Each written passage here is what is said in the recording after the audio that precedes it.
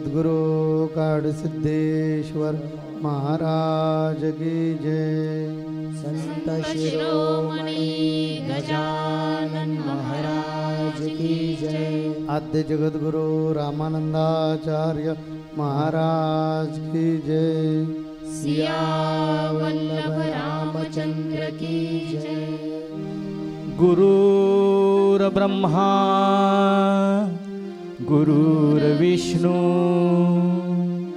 गुरुर्देवो महेश्वरा गुरुर्साक्षात् परब्रह्म तस्मै श्री गुरवे नमः। सार्थ श्रीमद दासबोध दशक 13वा समास पहिला आत्मानात्म विवेक। श्रीराम आत्मा कोण अनात्मा कोण त्याचे करावे विवरण तेची आता निरूपण सावध ऐका। चारी खाणे चारी वाणी 84 लक्ष जीव प्राणी संख्या बोलिली पुराणी वर्तती आता। नाना प्रकारीची शरीरे सृष्टीत दिसती अपारे तयामध्ये निर्धारे आत्मा कवणू। विद्या कुविद्या दोहीकडे आनंद रूप वावडे जेथे तेथे सर्वांकडे तोची आत्मा। आत्मा नसता देहांतरी मग ते प्रेत सचराचरी देह संगे आत्मा करे सर्व काही। देह अनित्य आत्मा नित्य हाची विवेक नित्या नित्य। अवघे सूक्ष्माचे कृत्य जाणती ज्ञानी त्रिगुणा परता जो ईश्वर अर्धनारी नटेश्वर सकळ सृष्टीचा विस्तार तेथून झाला। पुंडलिक वरदे हरी विठ्ठल श्री ज्ञानदेव तुकाराम पंढरीनाथ महाराज की जय। जगद्गुरु नरेंद्राचार्य महाराज की जय। श्री गुरुदेव अनंत श्री विभूषी जगद्गुरु रामानंदाचार्य श्री स्वामी नरेंद्राचार्यजी महाराज यांच्या परमपावन दिव्य चरणकमलांना भावपूर्ण वंदन करून इथं संत संघासाठी उपस्थित असणारे सर्व गुरुबंधू आणि गुरुभगिनी यांना माझा सांप्रदायिक पद्धतीने श्री गुरुदेव। भाविको, समर्थ रामदास स्वामींनी आपल्या दासबोध या ग्रंथातील दशक 13 समास पहिला यामध्ये आत्मानात्म विवेक या समासाच्या माध्यमातून साधकास परमार्थ प्राप्तीसाठी अत्यंत आवश्यक असणारा आत्मानात्म विवेक कशा प्रकारे साधावा, अर्थात या दृश्य विश्वामध्ये सत्य काय असत्य काय, सार काय असार काय, आत्मवस्तू कोणती अनात्मवस्तू कोणती यांची योग्य प्रकारे निवड कशा प्रकारे करावी याविषयी या समासाच्या माध्यमातून अतिशय सुंदर असं मार्गदर्शन केलेलं आहे। भाविक, समर्थ रामदास स्वामी म्हणतात की या दृश्य विश्वामध्ये 84 लक्ष योनी आहेत असं वेद शास्त्र पुराणाने वर्णन केलेलं आहे। या 84 लक्ष योनीमध्ये अनंत प्रकारची अनंत देहधारी प्राणी आहेत। अगदी कुड्या मुंग्यापासून ते ब्रह्मदेवापर्यंत, सूक्ष्म काय प्राण्यांपासून ते महाकाय प्राण्यांपर्यंत, आणि त्यामध्ये आपण सुद्धा एक मानव देहधारी प्राणीच आहोत। थोडंसं अलिप्तपणानं आपण स्वतःकडं आणि या विश्वाकडं जर पाहिलं तर लक्षात येतं की आपलं जीवन म्हणजे हा पंचतत्वांपासून निर्माण झालेला हा जडदेह आणि त्याच्यामध्ये विद्यमान असणारा चैतन्य स्वरूप आत्मा यांचा सुंदर असा संगम आहे। भाविक, हा देह जड असून अनित्य आहे, अशाश्वत आहे, तर त्याच्यामध्ये वास करणारा जो अंतरात्मा आहे हा अंतरात्मा सूक्ष्म असून अविनाशी आहे, शाश्वत आहे। देहाशिवाय आत्मा प्रगट होऊ शकत नाही, तर आत्म्याशिवाय देहाची किंमत शून्य आहे. म्हणजे दोघेही एकमेकांना पूरक आहे. हाच जो चैतन्य स्वरूप आत्मा आहे, हा चैतन्य स्वरूप आत्मा या जड देहाच्याच माध्यमातून वेगवेगळ्या प्रकारची कर्म करून घेत असतो. आता उदाहरण द्यायचं झालं तर हा देहामध्ये वास करणारा जो अंतरात्मा असतो, हा अंतरात्मा आपल्या डोळ्याच्या माध्यमातून बघत असतो, कानाच्या माध्यमातून श्रवण करत असतो, नाकाच्या माध्यमातून तो वास घेत असतो, बुद्धीतून विचार करत असतो, आपल्या जिभेच्या माध्यमातून तो स्वाद घेत असतो, वाणीतून बोलत असतो, पायाने चालत असतो आणि हाताने अनेक प्रकारचे सत्कर्म दुष्कर्म करत असतो. त्याचप्रमाणे हाच आत्मा पोथी वाचतो, तोच अर्थ सांगत असतो, निरर्थक वादविवादसुद्धा तोच करत असतो. तोच आत्मा या देहामध्ये येतो, देहामध्ये राहतो आणि देहामधून निघूनही जातो.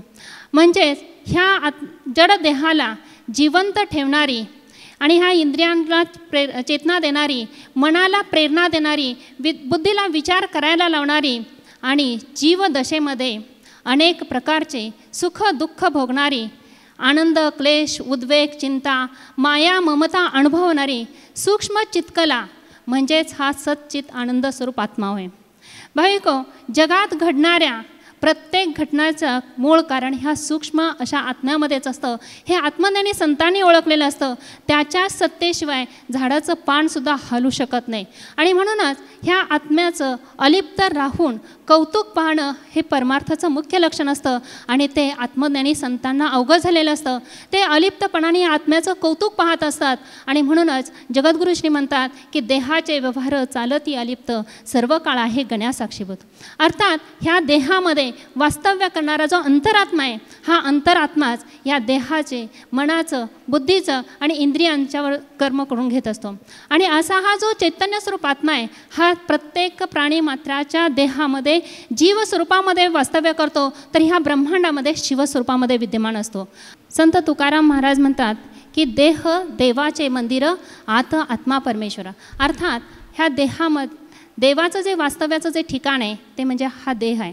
म्हणजे सगळ्याच प्राणीमात्रांच्या देहामध्ये तेच ते आत्मतत्व विराजमान झालेलं असतं. आणि म्हणूनच जे साधुसंत असतात ह्यांना जी दिव्य दृष्टी लाभलेली असते की सर्व प्राणीमात्रांच्या ठिकाणी त्यांना त्या परमेश्वराच्या चैतन्य स्वरूपाचा अनुभव आलेला असतो. आणि म्हणूनच जगद्गुरू श्री सांगतात की अणु रेणू देव आहे, नरेंद्र म्हणे शोधुनी पाय. अर्थात अणु रेणूमधलं जे काही देव स्वरूप आहे, जे चैतन्य स्वरूप आहे, हे चैतन्य स्वरूप पाहण्याची जी दिव्य दृष्टी असते ही साधू संतांना लाभलेली असते. आणि म्हणूनच त्यांना किडा मुंगीपासून ते ब्रह्मदेवाच्या शरीरापर्यंत सर्वत्र त्यांना त्या परमेश्वराच्या चैतन्य स्वरूपाची जाणीव झालेली असते.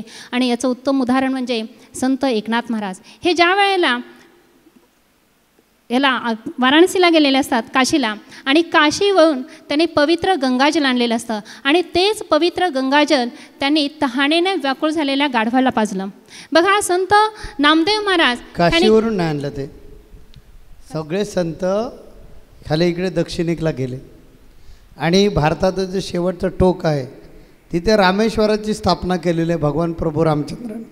ज्या सीतामाईला सोडवण्यासाठी गेले लंकेला, त्यावेळी त्यांनी पहिलं पूजन केलं. रामानं शंकराच्या लिंगाची स्थापना केली, तिथे पूजा केली, आशीर्वाद घेतले आणि मग ते लंकेला गेले. त्यामुळे भगवान प्रभू रामचंद्रांनी स्वतः स्थापन केलेलं ते तीर्थ आहे, म्हणून ते रामेश्वर, रामानं निर्माण केलेला ईश्वर. त्या रामेश्वरावरून समुद्राचं पाणी घेऊन, कारण तिथे समुद्र आहे आणि तिथून पुढे लंका लागते रावणाची, त्यामुळे समुद्र पार केल्यानंतर लंकेला जायचं. तर तिथून ते पाणी घेतलं त्याने आणि त्याची कावड करून ती कावडीनं हे सगळे संत लोक काशीला येत होते विश्वेश्वराचं दर्शन घ्यायला. श्री गुरुदेव. तर मौलीने आता सांगितलं की एकनाथ महाराजांनी काय केलं, तर ते जे पाणी आणलेलं असतं ते पाणी तहानेनं व्याकुळ झालेल्या गाढवाच्या मुखामध्ये घातलं. बघा, संत नामदेव महाराज, ह्या संत नामदेव महाराजांनी कुत्र्यानं कोरडी भाकरी खाल्ली तर त्याला घास लागेल, ह्या उद्देशानं त्यांनी कुत्र्याच्या पाठीमागं तुपाची वाटी घेऊन धावले.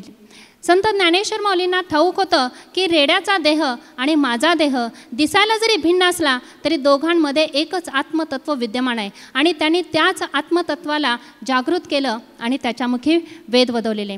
बघा, सावतामाळी, ह्या सावतामाळ्यांना तर आपला संपूर्ण मळा तो विठ्ठलमय दिसत होता आणि म्हणूनच ते म्हणत होते की कांदा मुळा भाजी अवघी विठाई माझी, लसूण मिरची कोथिंबिरी अवघा झाला माझा अरे. म्हणजेच प्रत्येक कणाकणामध्ये ह्या साधू संतांना त्या परमेश्वराच्या चैतन्य स्वरूपाची जाणीव होते आणि आपण मात्र ह्या देहबुद्धीमध्ये अडकलेला असतो आणि त्यामुळं आपण वरचे जे काही दृश्य विश्व आहे ह्या दृश्य विश्वालाच आपण भुलत असतो आणि त्याच्यामध्येच आपलं काय होतं तर आत्मिक उन्नती असते, ही आत्मिक उन्नती साधत नाही. आपणाला काय दिसत असतं तर देह दिसत असतो, हा कुत्र्याचा आहे का, मांजराचा आहे की गाढवायचा आहे की आणखी कोण अन्न प्राण्याचा आहे हे आपण पाहत असतो. परंतु साधू संत काय करतात तर त्याच्यामध्ये विद्यमान असलेल्या चैतन्याला पाहत असतात, त्या आत्म्याला पाहत असतात. इथे एक छोटासा दृष्टांत आठवतो. ज्या वेळेला सीतामाईचं हरण होतं आणि सीतामाईच्या शोधार्थ म्हणून राम आणि लक्ष्मण ही दोघंजणं निघालेले असतात. वाटेत माता शबरीचा आश्रम लागतो आणि त्या आश्रमामध्ये माता शबरी प्रभू रामचंद्रांच्या आगमनाची प्रतीक्षा करत असते.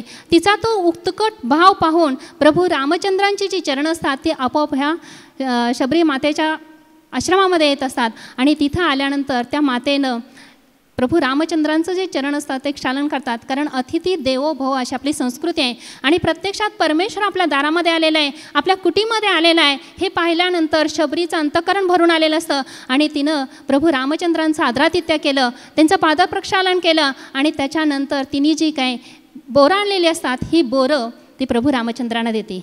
आता ती जी बोरं असतात ही आमच्या तुमच्या दृष्टिकोनातून ही उष्टी बोरं असतात आणि ते पाहिल्यानंतर प्रभू रामचंद्राने अतिशय आवडीनं ती बोरं खायला सुरुवात केली.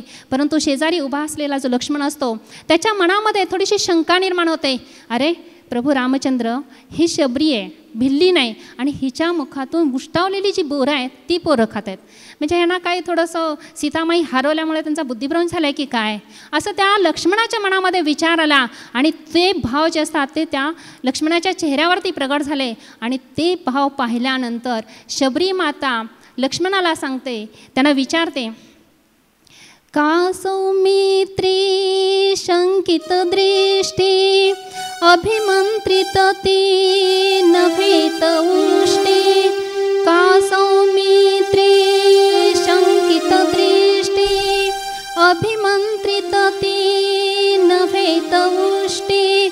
या वदनी तर नित्यनांदता, या वदनी तर नित्यनांदता. वेदांचा मधुरिमा लागली श्रीचरणे आश्रमा, लागली श्रीचरणे आश्रमा.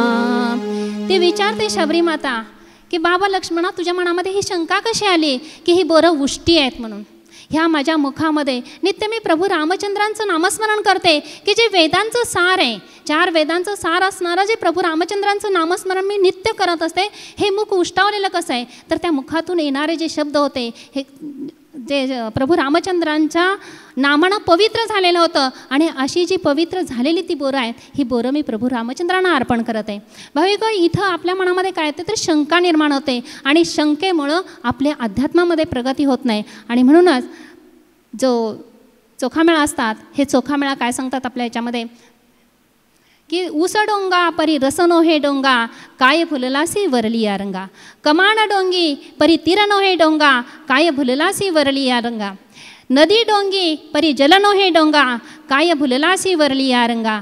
चोका डोंगा परी रसनो हे डोंगा काय भुललासी वरली या रंगा. आणि त्याचप्रमाणे आपण ह्याच्यामध्ये सगळ्या भूलभुलैया नगरीमध्ये आपण भुललेलो आहोत. आणि खरं आत्मज्ञान आपल्याला कोण करून देत असतात तर ते सद्गुरू करून देत असतात की बाबा ह्या दृश्य विश्वावरनं अनासक्त हो, त्याच्यावरची नजर हटून घे. त्यावेळेला तुला काय होईल की जसं शेवाळ बाजूला केल्यानंतर त्याच्या खालचं स्वच्छ निर्मळ पाणी आपल्याला मिळवता येईल त्याच प्रमाणाने आपल्या डोळ्यावरती जी आपण अज्ञानाची अविद्येची जी पट्टी बांधलेली आहे ती बाजूला करून घे की जेणेकरून तुला आत्मज्ञान प्राप्त झाल्याशिवाय राहणार नाही. आणि ह्यासाठी आपल्याला नितांत आवश्यकता असते ती सद्गुरूंची.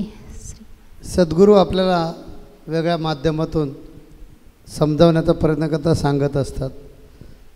संतश्रेष्ठ जगद्गुरू तुकोबारायांनी काय सांगितलं बघा, देह देवाचे मंदिर. हा देह देवाचं मंदिर आहे. आता आत्मा परमेश्वर. जशी उसात हो साकर तसा देहात हो ईश्वर. आणि याच विषयावर बरोबर समर्थ रामदास स्वामींनी या समासामध्ये विवेचन केलं, विश्लेषण केलं, भाष्य केलं की जशी उसात साखर असते तसा देहामध्ये परमेश्वर आहे. साखर ऊस पिळल्याशिवाय दिसणार नाही. साखरेमध्ये ऊस नाही आहे, ऊसात साखर आहे. बघा मी काय म्हणतोय ते, साखर केव्हा दिसणार? ऊसाला पिळायला लागेल. ऊस पिळणार, त्याच्या प्रक्रिया करणार, त्यावेळेला त्याच्यातली साखर आपल्याला सापडणार. तसा हा जो जड देह आहे, हा देह म्हणजे ऊस आहे. याला काय क्लेशी भोग देणार, याच्यावर वेगळ्या प्रकारचे संस्कार करणार. त्यावेळी या ऊसरूपी देहामधून आपला आत्मरूपी साखर प्राप्त होणार. जसा उसात हो, जशी उसात हो साखर, तसा देहात हो ईश्वर. जसे दुधामध्ये लोणी असतं, परंतु ते कधी आपल्याला दिसत नाही. जसे दुधामध्ये हो लोणी, तसा देही चक्रपाणी. दुधातलं लोणी कधी आपल्याला दिसत नाही, तसं शरीरातला आत्मा आपल्याला कधीही दिसत नाही. पण तो नाही म्हणणं चुकीचं होईल. दुधावर प्रक्रिया केल्यानंतर त्याच दुधातून लोणी बाहेर काढता येतं. तसं आत्मज्ञानी पुरुष किंवा सद्गुरू आपला याच देहामध्ये असणारा जो आत्मा आहे तो दाखवू शकतात. तुम्ही त्याचं दर्शन घेऊ शकता तुमच्यामध्ये, तुम्ही त्याचा अनुभव तुमच्यामध्ये घेऊ शकता. पण त्यासाठी नितांत गरज आहे ती सद्गुरूंची. जसं तुकोबरायांनी गुरूंच्या रूपामध्ये, गुरूंच्या शब्दामध्ये सांगितलं, तुका सांगे जड मुडा, तुका सांगे जड जना मूढ जना, देव देही पाहना. आणि ते समर्थ रामदास स्वामींना सांगायचं आहे की देहाचे चोचले जास्त पुरवू नका, परंतु हा देह जपणंसुद्धा आवश्यक आहे, हा देह जोपासणंसुद्धा आवश्यक आहे. कारण हा देह जोपर्यंत सुदृढ आहे तोपर्यंत रामराम होईल. हात थरथरा लागले मग माळ मोजता येणार नाही, मग ते असे हातातून खाली पडेल. जोपर्यंत मुखामध्ये दात आहेत, जोपर्यंत मुखामध्ये ताकद आहे, तोपर्यंत रामराम म्हणता येईल.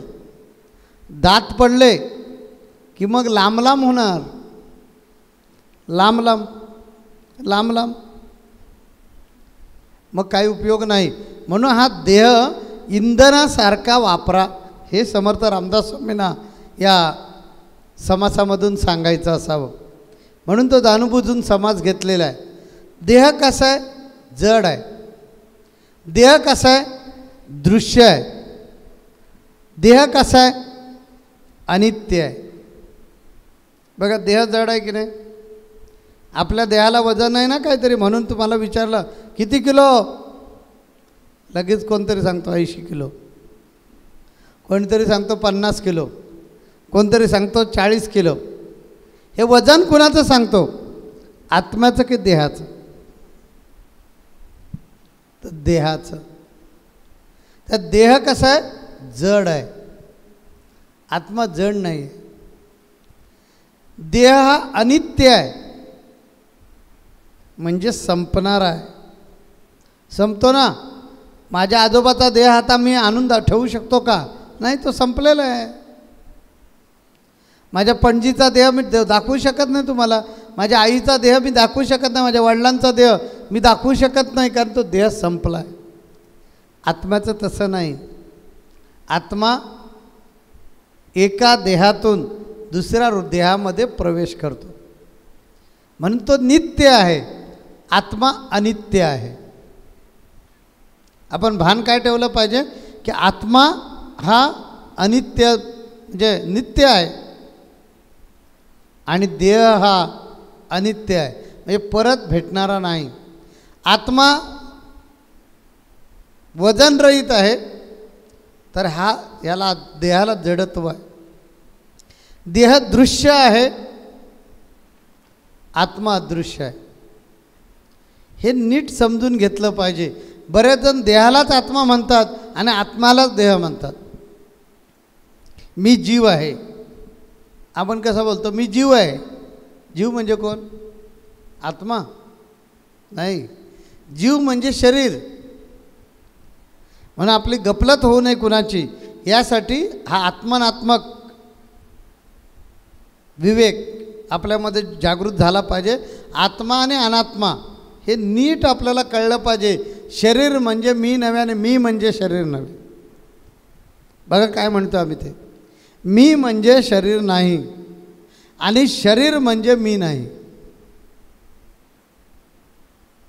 शरीरसुद्धा मी नाही आहे आणि शरीर म्हणजे मी नाही आहे.